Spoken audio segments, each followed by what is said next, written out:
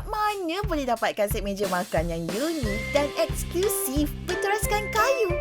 Seperti ini dan ini.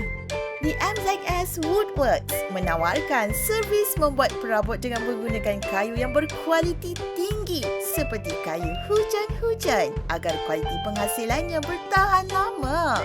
MZS Woodworks boleh menghasilkan rekaan mengikut idea dan konsep anda tersendiri dan sangat mementingkan ketelitian dan kekemasan dalam pembuatannya. MZS Woodworks juga akan memberi waranti di setiap produknya jika berlaku kerosakan.